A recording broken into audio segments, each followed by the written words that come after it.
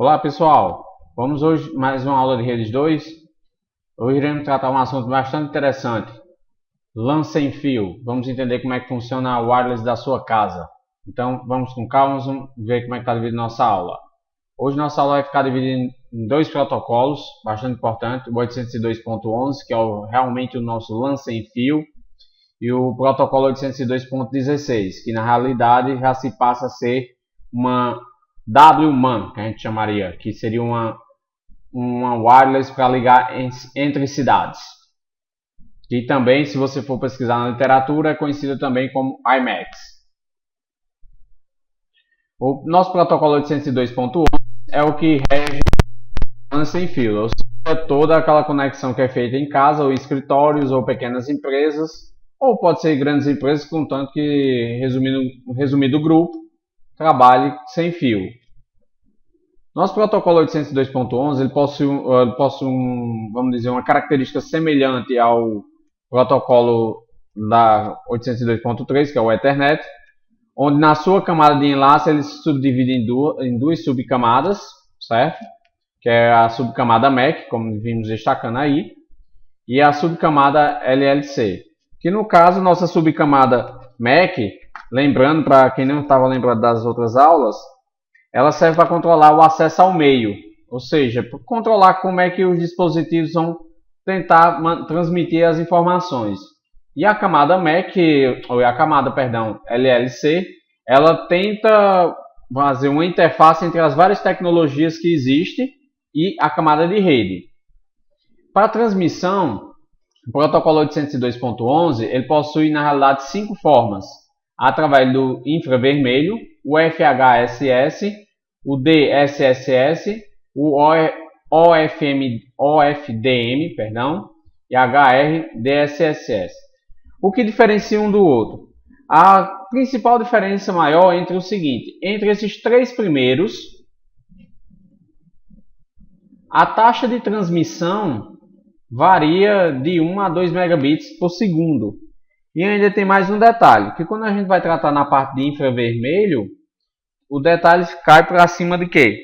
Que é um tipo de radiação, ou seja, um tipo de ondas de rádio, que na realidade não consegue ultrapassar a parede, não consegue ultrapassar objetos. Então ela fica muito restrita ao ambiente onde se encontra. Que é no caso, por exemplo, os controles da televisão, controle de garagem, esses controles em si. Eles funcionam através de infravermelho e fica restrito àquele ambiente ali. Esses outros dois, o OFDM e o HRDSS, eles variam, certo? Em termos de quê? De taxa de transferência, onde o OFDM chega a 54 megabits por segundo e o HR chega a taxa de 11 megabits por segundo. Então vamos em frente, vamos entender como é que funciona cada um e o que é que influencia. Na camada física, temos o desenvolvimento, vamos entender realmente onde ocorreu o desenvolvimento do protocolo 802.11. Quando ele começou a ser feito, lá por meados de 1997, como ele começou a ser desenvolvido, ele trabalhava na faixa de operação de 2.4 GHz e uma frequência baixa de 20 MHz. O que isso só possibilitava uma conexão entre 1 e 2 megabits por segundo, que era baixa. E eles funcionavam na modulação DSS e FHS, que aí no caso eles só permitiam esta velocidade.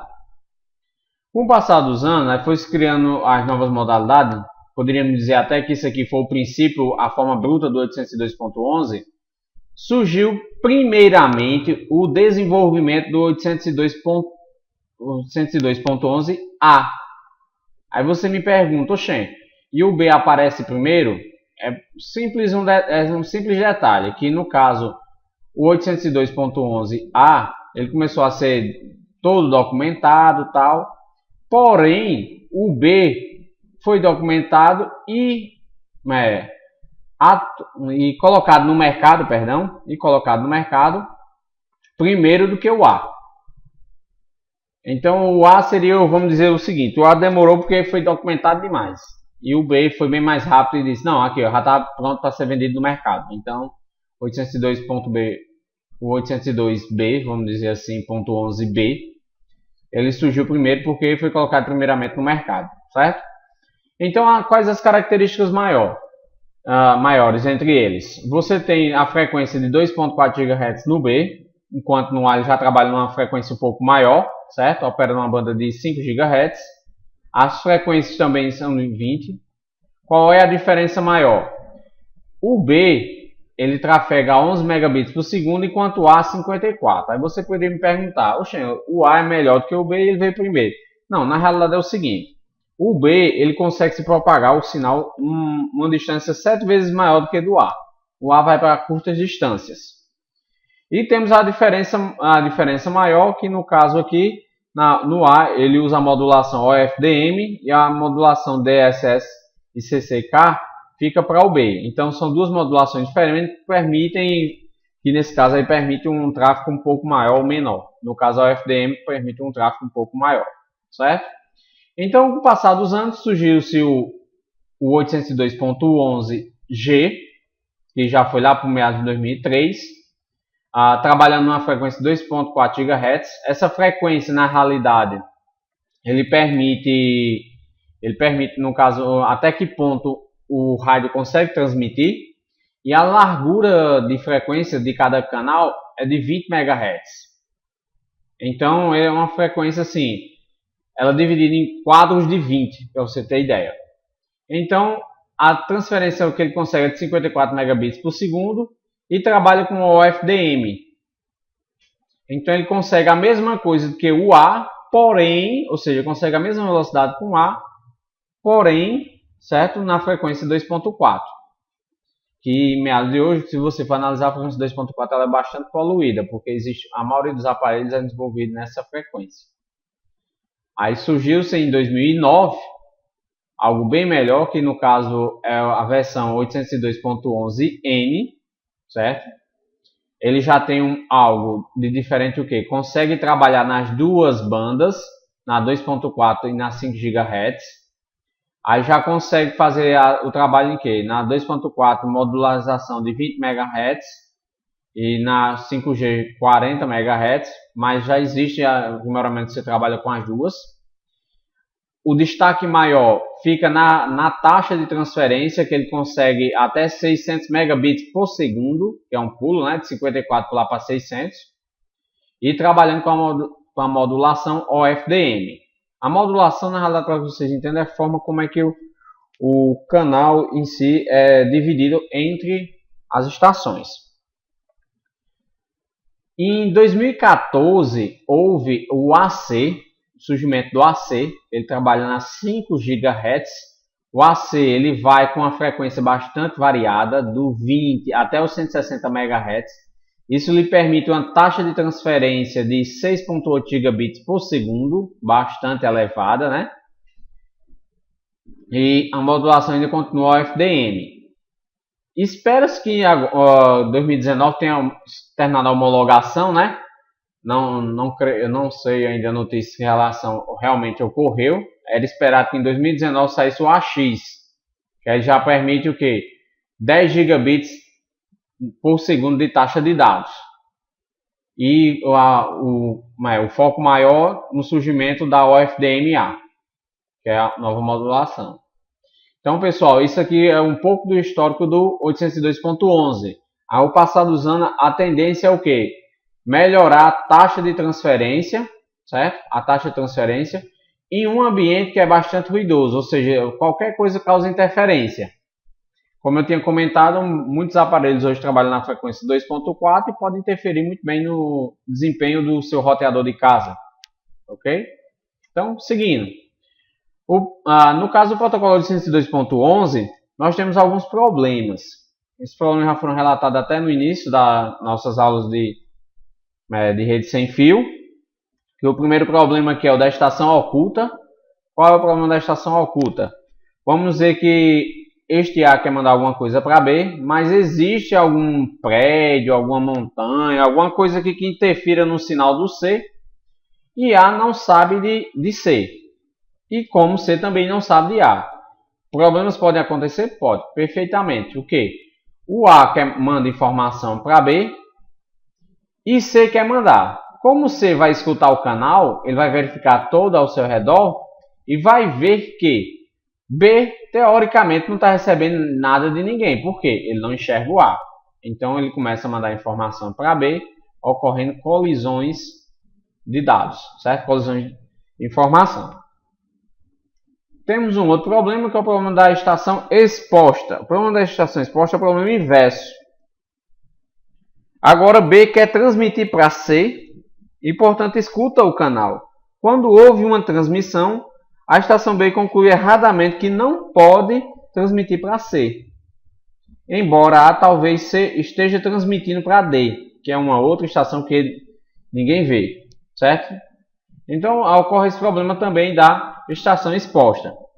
Para resolver essa situação, existem dois modos de operação. O primeiro modo de operação, o DCF, que é a função de coordenação distribuída, onde não usa nenhuma espécie de controle central, ou seja, eu não vou ter nada, ninguém mandando aqui, controlando essa informação, tá certo? E existe a outra forma, onde você tem o PCF, que é a função de coordenação de ponto. Neste caso aqui, vamos dizer que porventura todos esses 4 computadores estejam ligados a uma estação base. Todos estão ligados a essa estação. E quem vai controlar a transmissão vai ser a estação base. Então, não ocorrerá colisões porque a estação base terá controle de quem está transmitindo e quem está recebendo. Coisas que não ocorrem no DCF. E nesse caso, eles se controlam entre si, ao ponto de verificar quem é que está transmitindo e quem não está transmitindo. Vamos seguindo. Vamos ver como é que funciona o quadro do 802.11, que é o comum. O quadro do 802.11, que temos aqui, ó, o controle de quadro, a duração, o endereço 1, 2, 3 e o endereço 4, e tem o sequencial aqui. Mas vamos analisar primeiro essa parte aqui do quadro de controle. O quadro de controle tem alguns dados importantes que gostaria de comentar, que é, no caso aqui, a versão, certo? A versão do protocolo, que permite a operação de duas versões do protocolo ao mesmo tempo, na mesma célula. Temos o subtipo.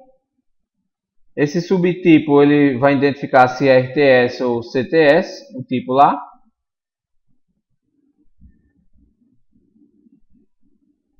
Temos o de ordem e temos o WEP. O WEP, na realidade, para identificar a questão de segurança, né? E o de ordem informa o receptor que uma sequência de quadro com esse bit tem de ser processada estritamente em ordem. São esses pontos importantes: o subtipo, o tipo, a versão e o WEP, que é a parte de criptografia, né? E a parte de ordem. São os importantes. Você também pode me perguntar, e essa questão dos 4 endereços? Os 4 endereços é bastante simples, pelo fato de que o primeiro endereço é o de origem, o segundo é de destino. E como o 802 ele trabalha com a questão de mobilidade, ou seja, você tem aqui uma célula e outra célula nesse ponto aqui, aí vamos dizer que o seu notebook está nessa célula e você caminha, sai deste roteador, sai dessa estação base e vai para esta outra aqui. Então, esse endereço 3 seria a estação base de origem e o 4 a estação base de destino. A duração, o total de duração dessa informação no canal, e a sequência serve para quê? Para que, quando há fragmentação dos dados no canal, ele indique a sequência em que vai cada fragmento. Vamos lá? O 802.11 oferece alguns serviços importantes. Tem um serviço de distribuição e intracelular. A distribuição, na realidade, fica reservada à estação base e o intracelular fica reservado à estação. O primeiro é o de associação. Esse serviço é usado pelas estações móveis para conectá-las às estações base.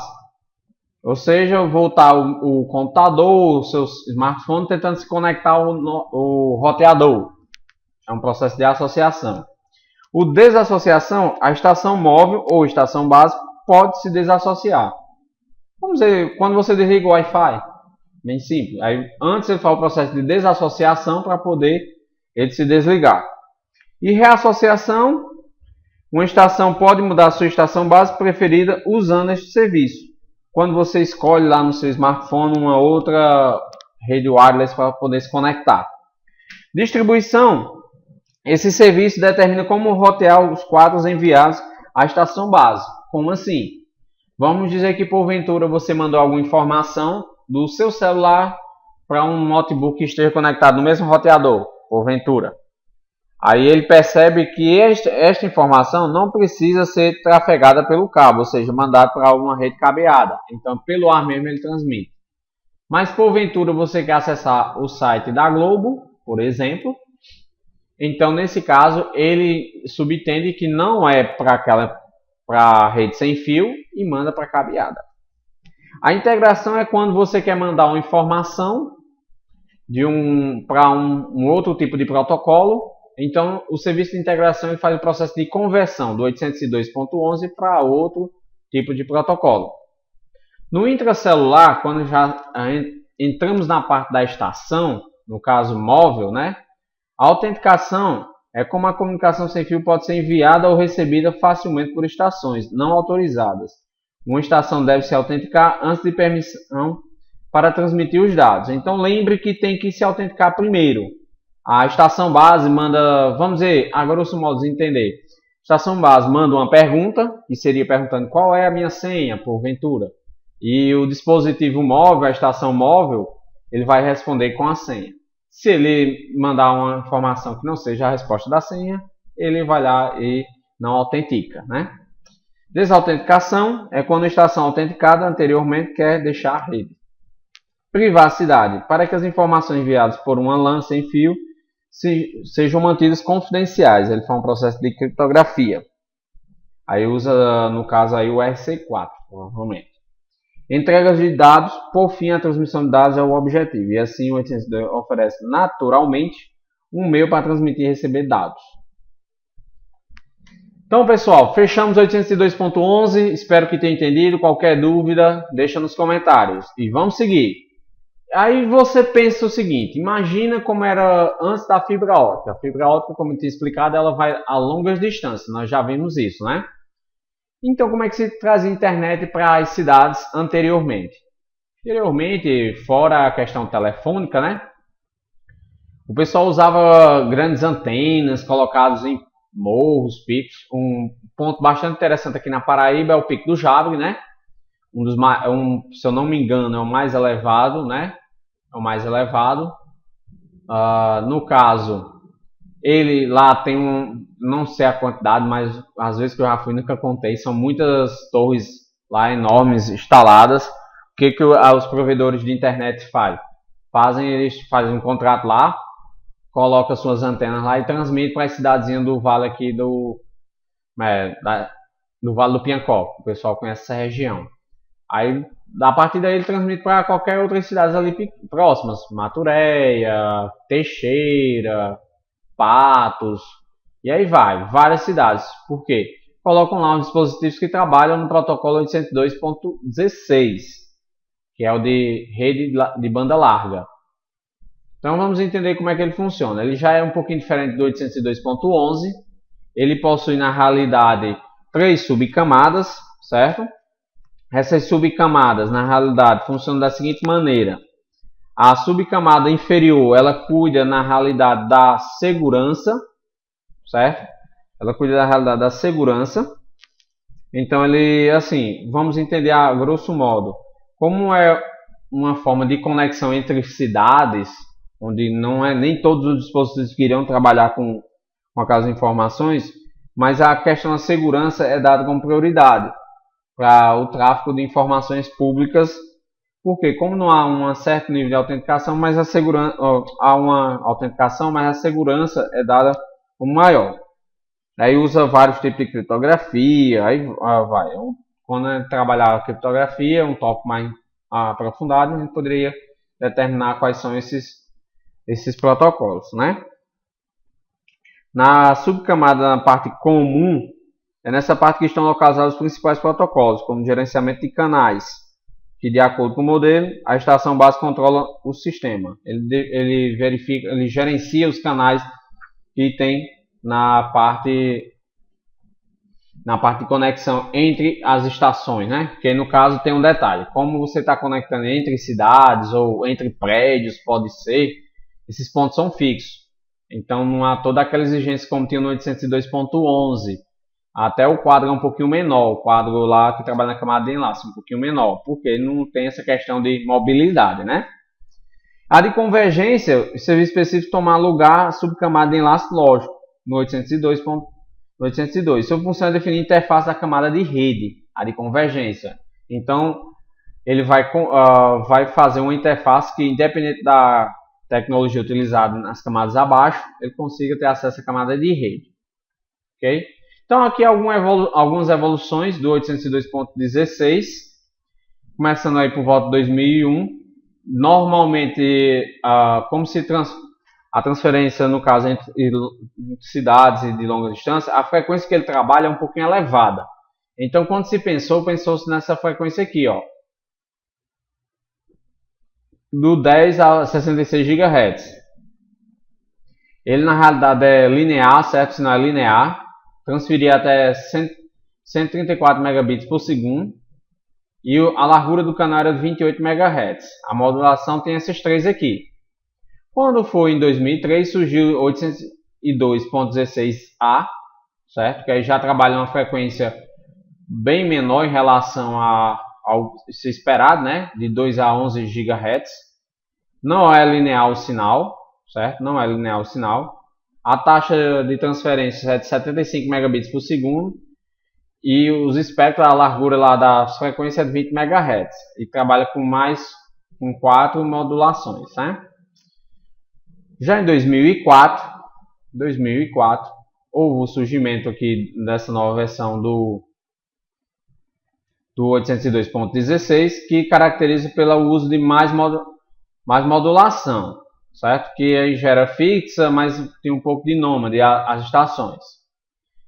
O 2005 tem o 802.16e, que aí já trabalha de 2 a 6 GHz, não linear o sinal, trabalha com 15 megabits por segundo e a modulação de a frequência em 5 MHz de cada largura de banda. Então, e trabalha com essa modulação, já é uma coisa mais portável.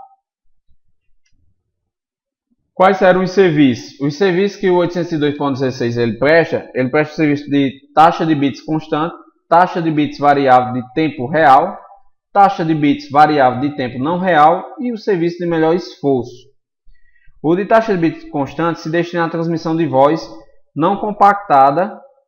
Como assim? Ele vai transferir os dados de voz e tem um detalhe nessa daí. Ele aluga por um certo tempo aquele espectro, aquele canal. Ou seja, ele define, vamos dizer que vai demorar 400 milissegundos, então durante 400 milissegundos aquela informação vai ser trafegada, o canal vai ser todo dedicado àquela transferência.